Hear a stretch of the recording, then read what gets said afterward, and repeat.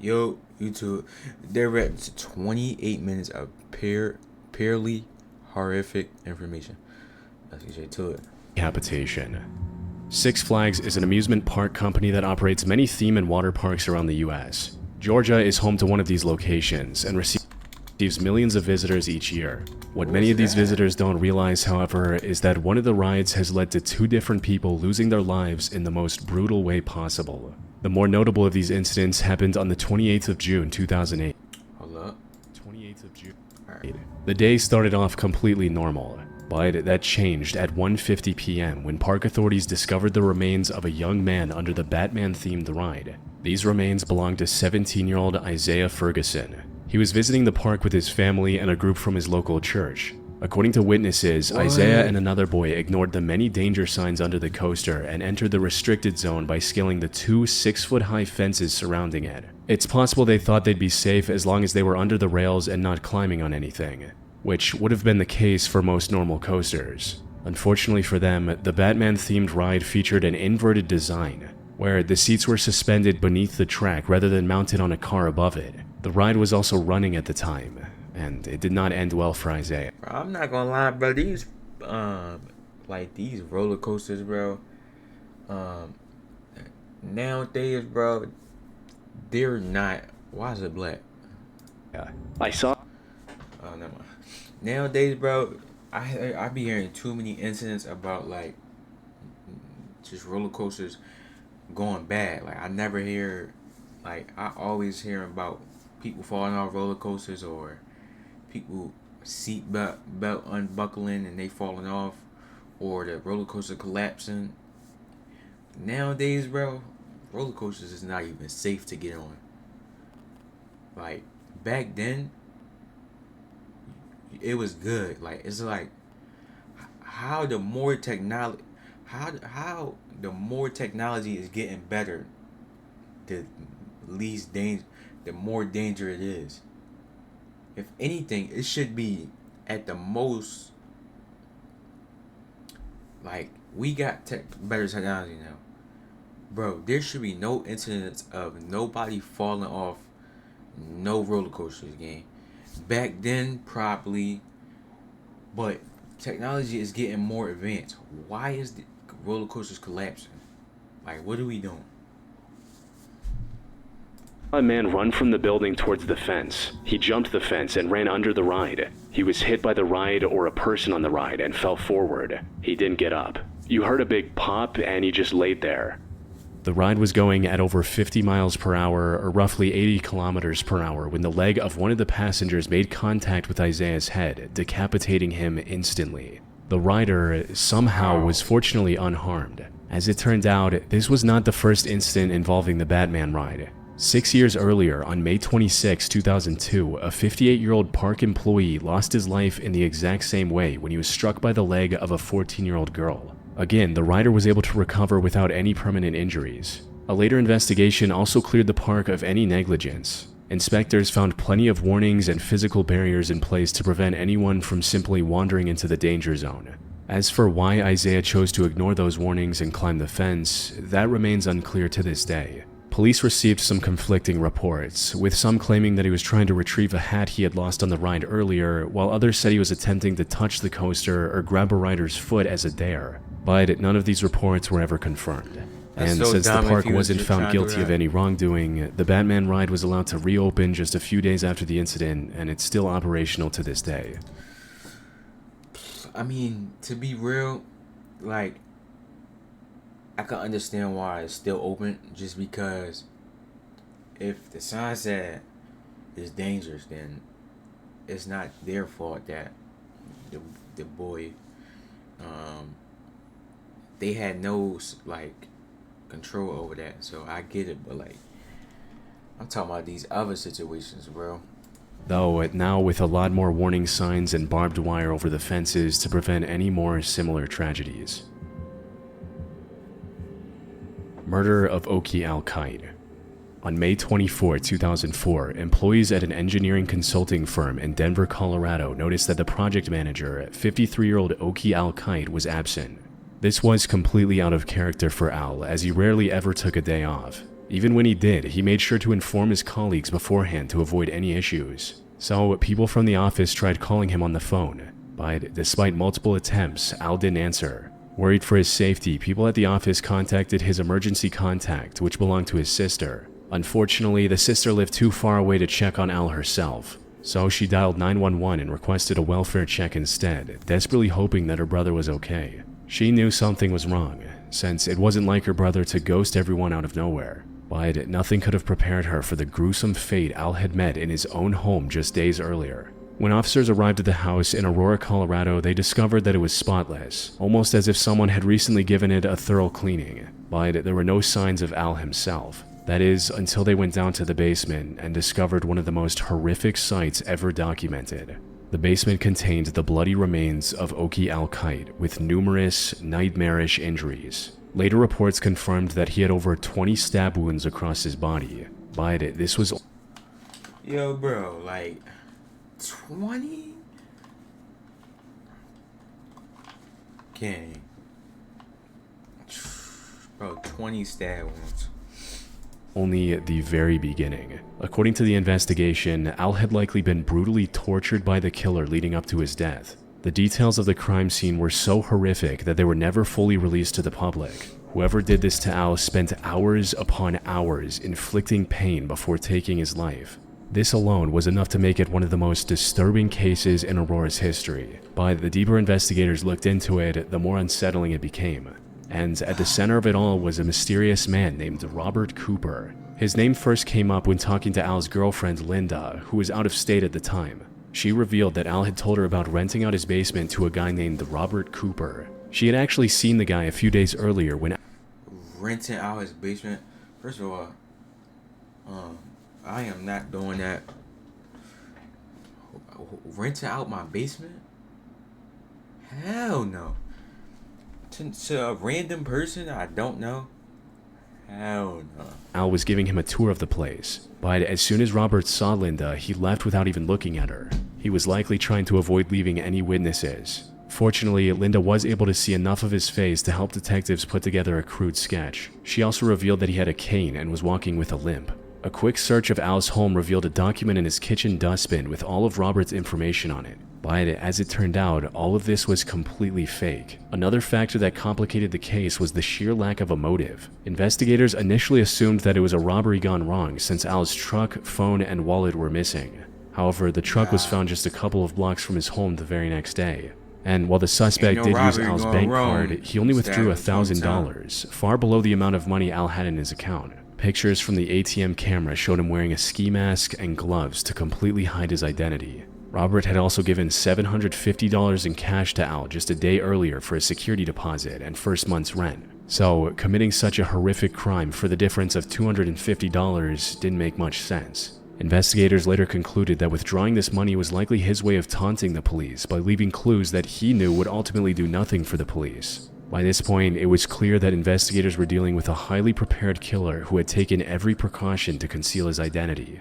Even when officers tracked down the phone he used to contact Al, it turned out to be a burner phone. Not only that, but Robert had bought it with cash from a local convenience store and waited 30 days to activate it, knowing that most stores erased old CCTV footage after a month. Analysis of his phone revealed that he had also contacted several other landlords before Al. He likely went after Al because he knew Al lived alone. However, talking to those other landlords complicated things further, since many of them described characteristics that were the complete opposite of Linda's account, like many claiming that he didn't have a cane and walked normally. Some also claimed that he was much younger than Linda had described. At the end of the day, investigators weren't able to find a single solid lead or motive pointing to Robert Cooper's real identity. They even found a drop of blood on the basement stairs, but the DNA sample didn't match any existing records, leaving the question of why Al-Kite was targeted and killed in such a horrific way as an unsolved mystery to this day.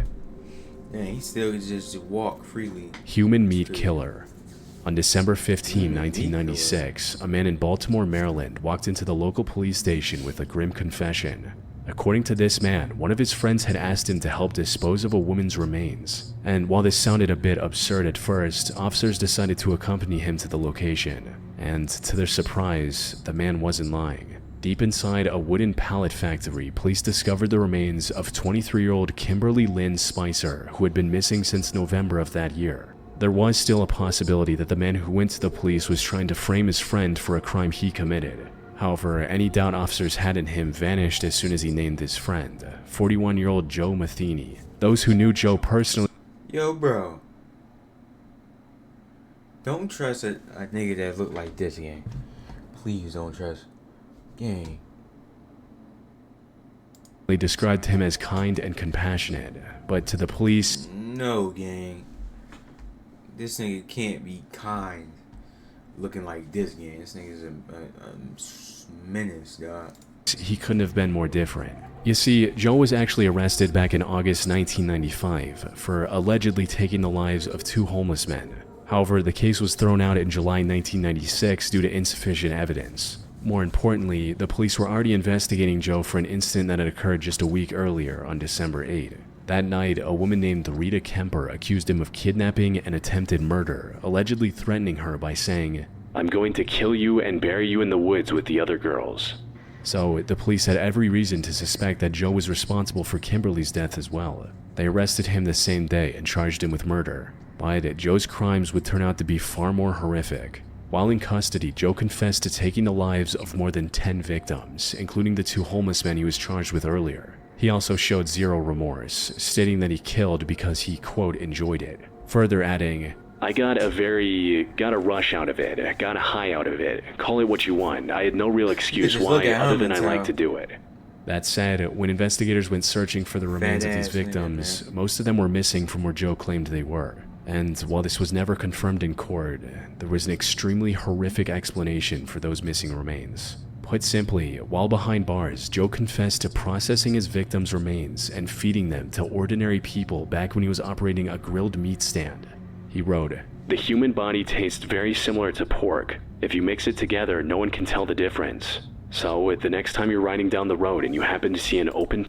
Bro, this nigga is a disgusting ass nigga, bro. He need to get sent to hell, baby. Pit beef stand that you've never seen before. Make sure you think about this story before you take a bite of that sandwich. He stood trial multiple times in 1997 and 1998 and was initially given the death penalty. But this decision was later overturned and he was resentenced to 2 consecutive life sentences without the possibility of parole. He remained in prison until his death on August 5th, 2017. Heart attack caught on camera. Alain Bruno started on YouTube with random vlogs, skits, and lifestyle videos back in 2012. These videos didn't gain much attention, but he kept posting semi-regularly for the next couple of years, unaware that one day he would record the worst incident of his life on camera. It happened somewhere near the end of May 2015. Alain was recording another one of his videos, when suddenly he started feeling an uncomfortable pain around his chest and shoulders. What Alain didn't know at the time was that he was having a heart attack, and it was getting worse as time went on.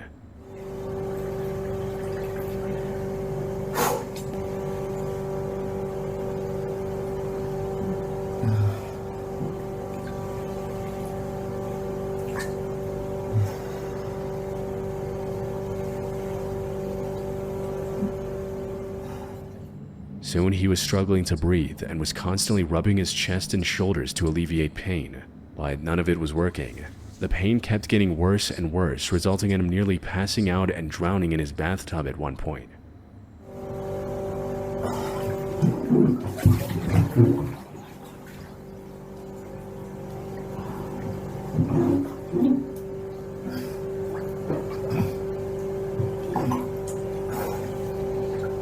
Heart attacks is no joke. He eventually summoned enough strength to get out of the tub, only to nearly pass out on the bathroom floor seconds later. What made this situation even worse was that he was completely alone in the house. Left alone, he would have more than likely passed away before anyone noticed. But in what was nothing short of a miracle, his roommate came home early that day and immediately called 911.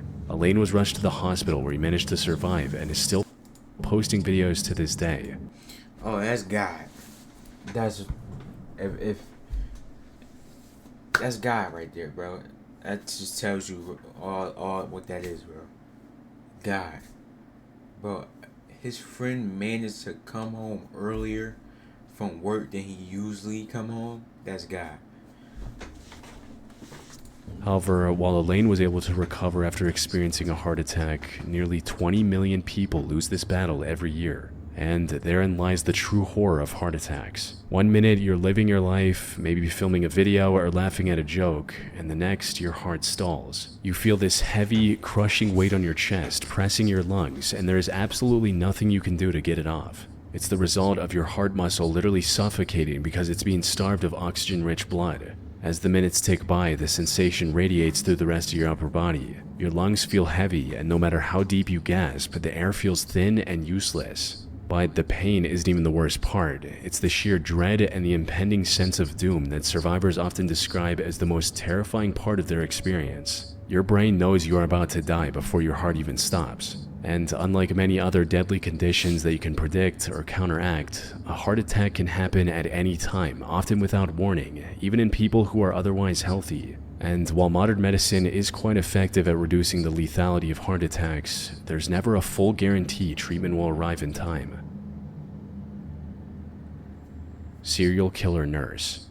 In early 2003, the staff at the Somerset Medical Center in Somerville, New Jersey noticed a few abnormalities with a couple of their patients, like a Catholic priest named Florian Gall who passed away completely out of nowhere. And when tested, staff found toxic levels of digoxin in his system, even though digoxin was never prescribed to him. Around the same time, another patient showed a sudden and unexplainable insulin spike and nearly lost their life. These and other similar incidents kickstarted an investigation, and nearly all of them linked back to the same man, 43-year-old Charles Cullen. The incidents weren't the exact same, but they all shared Charles as the common factor. In each case, the patient either mysteriously died or their condition. Bro, sometimes you could just look at a person and tell that they did it. It's the simplest shit. Condition became a lot worse. Like, do you know how evil you gotta be to be a nurse and over here killing patients? That's like stuff that you only hear and see in movies. Like, come on, dog. Like, worse after Charles spent a shift with them. This didn't make much sense at first. Charles had been a nurse for over 16 years and had a spotless record so far. However, the deeper investigators looked, the more suspicious his actions became. They found records of him requesting digoxin from the digital medicine dispensing machine and then canceling the request right after. But while the record never showed him taking the medicine out, doses of digoxin were still missing from the machine. There was simply too much circumstantial evidence against Charles for it to all be a massive coincidence. Unfortunately, none of this circumstantial evidence was solid enough to guarantee conviction. There was no CCTV footage or any other direct proof of his crimes. The only option now was to get him to confess. Luckily, investigators were able to convince one of his friends, another nurse named Amy Lochran, to wear a wire and coax a confession out of him. This worked better than investigators could have guessed. She invited him to lunch on December 12, 2003, and after some persuasion, got him to admit to intentionally killing his patients. Dummy. This was enough for officers to arrest him on the spot and bring him in for questioning. He tried to stay quiet at first, but eventually admitted to taking the lives of 29 different patients during his time as a nurse. Though, according to some estimates, this number could be as high as 400. Charles would strategically choose night shifts with fewer prying eyes. Bro. So, like, they say it was a nurse for 16 years. So, no telling, bro, 16 years, gang. You could do a lot in 16 years. No telling how many people he killed. And opt to take care of victims who are less likely to survive. He would then either enter the code for some other medicine in the same drawer as digoxin, or cancel the request but then shake the machine open to steal the drug.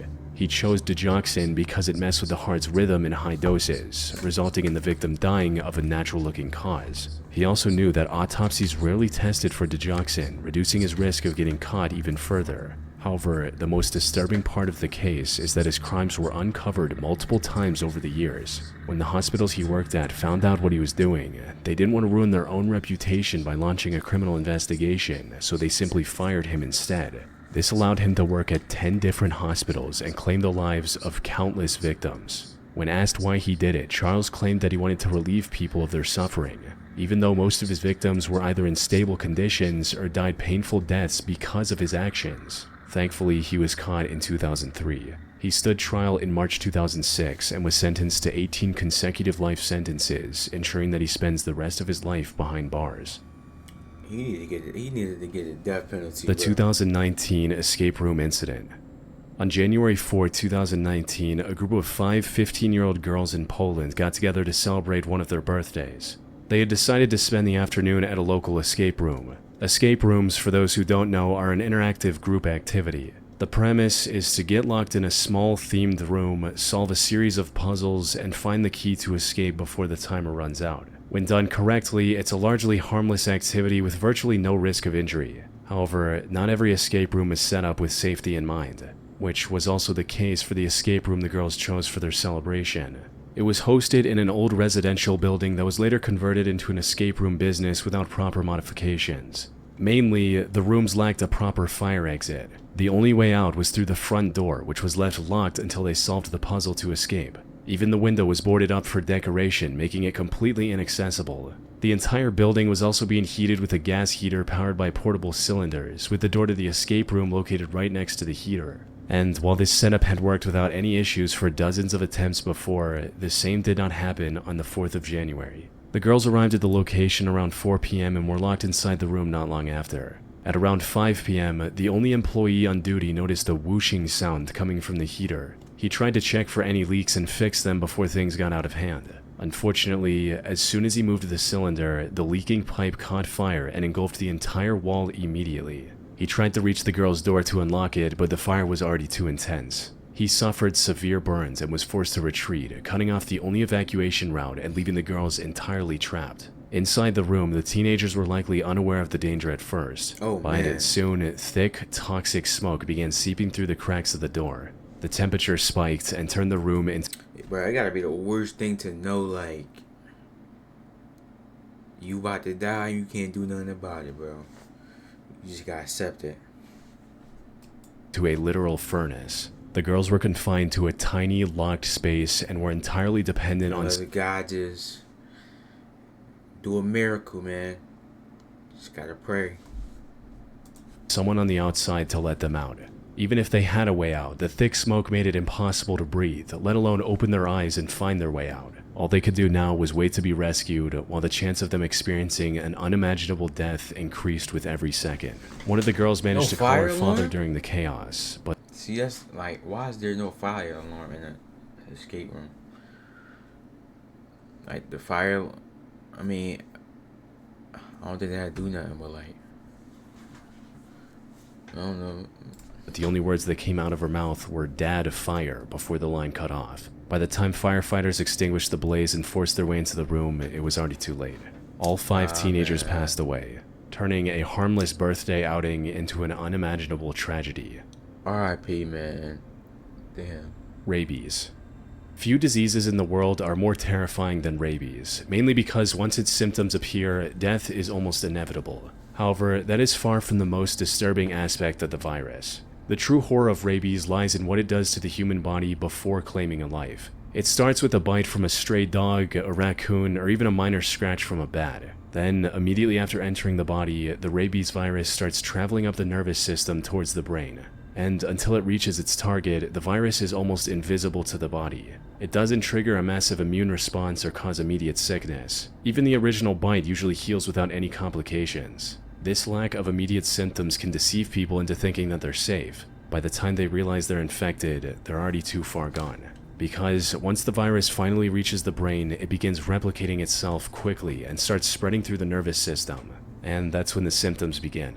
Even then, it can start off fairly tame with symptoms like a low fever, a headache, and general fatigue, the same signs as the common flu. But before long, the virus begins actively destroying brain tissue, resulting in severe paranoia, confusion, and uncontrollable aggression. Victims become incredibly restless and begin suffering from insomnia and violent outbursts. Then comes the most horrific symptom of the disease, hydrophobia. You see, the virus spreads through saliva, so it increases the production of saliva. And to ensure that this saliva stays in the mouth, it makes the host extremely hydrophobic. It causes severe, agonizing spasms in the throat and larynx. These spasms are So it's so like, violent that they're triggered by the mere thought, sight, or sound of water. Dehydration. You need water to survive, but the second you try to take a sip or even swallow your own saliva, your throat muscles violently contract, inducing a sensation identical to suffocating. Worst of all, this state of panic and aggression only gets worse as the virus progresses, until the human body can't take it anymore and shuts down completely.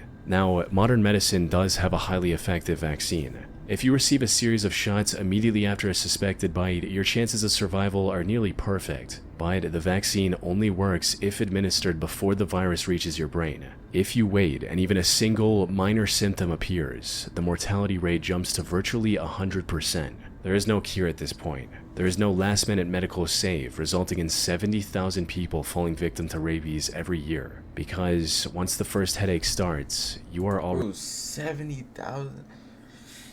My thing is, if I know, like, I just possibly got something, I'm going straight to the hospital. Bro, there's no, like, oh, it might be gone in the next days. I'm going to just wait a little bit. And then if it's not gone in 3 more days, I'm going to go to the hospital. I don't know, bro. I'm going to the hospital as soon as it happens. Already dead. Arby's walk-in freezer death. On the morning of May 11, 2023, 63-year-old Nuyet Lee was opening for an Arby's located in New Iberia, Louisiana. She arrived at the location at around 9 a.m. to prep for business before the 10 a.m. opening. This was a part of her daily routine as the manager and something she had done hundreds of times before, and today was supposed to be no different. Unfortunately, that's not what happened. Sometime after arriving at the location, Nuyet went inside the restaurant's massive walk-in freezer to retrieve some ingredients. But when she turned around to walk out, the door slammed shut, leaving her stuck in -10 degrees Fahrenheit. This was colder than many parts of the Antarctic. And unlike people who live in extremely frigid environments, she wasn't dressed for the cold. It wasn't until 6 hours later that her own son, who also worked at the same restaurant, found her inside the freezer. She was frozen solid on the freezer's floor, curled up into a fetal position. Her hands were bloody from trying to pry her way out for what must have felt like hours before hypothermia set in and she eventually passed away. A later investigation of the freezer revealed that the emergency latch that's meant to open the door from the inside was broken. She had also been working as the manager of an Arby's in Houston, Texas for several years, but was assigned a temporary position at the Louisiana location in February. So there's a good chance she didn't even know about the malfunctioning latch. These industrial walk-in freezers also have extremely thick walls, so no one could hear her cries for help either, leaving her to die alone in the dark, cold room. Sadly, Nuyet's case is only one of 60 similar cases that happen every year, where people get stuck inside a walk-in freezer and by the time someone notices, it's already too late. From the moment they become trapped until their final breath, people experience what can only be described as pure torture. It starts with their body quickly losing heat due to the extreme cold temperature. The frigid air makes it painful to breathe, and even the thin liquid layer on the eyes starts to freeze. This is followed by hypothermia, during which the body constricts blood vessels, raises the heart rate, and begins to shiver uncontrollably to generate heat. The lack of blood flow to the extremities can also lead to frostbite on fingers and toes, as the cells in those regions begin to die out. Near the final stages of hypothermia, the brain starts to malfunction, causing hallucinations, delirium, and extreme dizziness. By this point, the chances of survival are nearly zero, as the person begins to lose their sense of self before eventually passing away. The Gollum Cave Incident. On the morning of August 17, 2005, 5 students from Brigham Young University decided to explore a relatively unknown cave on the nearby Y Mountain in Utah. The small cave was called... Why? Why do we do this? Why do we visit these caves? Why? There's literally no reason to be doing this. Like, you don't get nothing out of visiting a cave. Like, literally nothing. Gollum's Cave, but it also had a second name, as those who knew about it called it the Cave of Death. Confident in their knowledge of the cave's interior and their ability to navigate it, the 5 students decided to visit it anyway. Blake Donner, Ariel Singer, Scott McDonald, and Jennifer Galbraith arrived at the cave's entrance at around 4:30 a.m. and made preparations to go in. The fifth friend, Joseph Ferguson, decided at the last second not to join them and stayed outside. The others started to make their way in, one after the other, and just a few minutes later vanished completely into the cave. An important thing to note about Golem's cave is that it was only 100 feet, or about 30 meters in length, so the trip to its end and back should have taken 20 to 30 minutes at most. But over an hour had passed, and none of the four had returned. Worried about their safety, Joseph dialed 911 and told them about the situation. And it wasn't long before police and rescue officers were there, thinking up the best way to reach the four who were inside. Because the primary section of the Golem cave ended with a small water-filled hole, which then led to an air pocket further inside the cave. The tunnel leading to the air pocket was too narrow to turn around, forcing anyone inside to reach the very end before returning. Something the rescuers couldn't do with their equipment, like oxygen tanks. So instead of going in and possibly getting stuck, they decided to use an air pump to fill the cave with fresh air while also removing water. This not only supplied those stuck inside with fresh air, but also made the rescue mission much easier. What none of the rescuers knew was that it was already too late. Unfortunately, by the time rescuers reached the entrance to the underwater section, all four students were already dead. The question now was how. After removing the remains from the cave, rescuers returned to the air pocket at the very end to test the air quality. As they had feared, oxygen levels were critically low inside the air pocket. They weren't bad enough to prevent the four from breathing completely, but it was a big enough difference to impair their reasoning. This also made it difficult to hold their breath while trying to return, causing all four to become trapped in the short underwater section and drown before help could arrive. Asiana Airlines Flight 214 disaster. On the 6th of July 2013, Asiana Airlines Flight 214 was set to arrive at the San Francisco International Airport at around 11:30 a.m. The Boeing 777 plane had taken off from the Incheon International Airport near Seoul, South Korea about 10 hours earlier, and other than a 30-minute delay due to weather, the flight had gone exactly as planned. But this would change as they were about to land. As the plane approached the runway, it was 2,000 feet lower than it should have been. By the time the pilots realized their mistake, the plane was already too close to the ground. They tried to course correct at the last second, but that only made things worse. The plane crashed into the sea wall, losing its tail and left 2,000 feet is a lot of feet to be getting off. the engine in the process. The main body of the plane slid across the runway at extreme speeds before catching fire due to the jet fuel that was now spilling everywhere. Fortunately, with the crash happening near the airport, rescue workers were able to reach the scene in seconds. Of the 307 people on board, 187 were injured by the impact or the fire, and 3 lost their lives. However, among everyone on that plane, no one suffered a fate more tragic than 16-year-old Ye Mengyan. Ye wasn't wearing her seatbelt when the crash happened, resulting in her getting ejected onto the runway. She was severely injured, but according to the autopsy reports... Wait, how though? Cause don't they like do seatbelt checks on like airplanes for that reason? She was still alive. She had survived such a violent event against all odds. There was a strong chance of her pulling through and recovering if she had received immediate medical attention. It's unclear if she was conscious at the time, but if she was, seeing rescuers arrive just seconds after the crash would have been a tremendous relief. However, the very people meant to save her life would end up taking it instead. Not long after the crash, Ye was tragically run over by 2 separate fire trucks as they maneuvered around the wreckage to extinguish the fires. Footage from the incident showed a firefighter directing the trucks away from Ye. Unfortunately, in the chaos of the rescue, no one thought to check her vitals and assumed that she had already passed away. Whoa, stop. Can you... There's a Sue.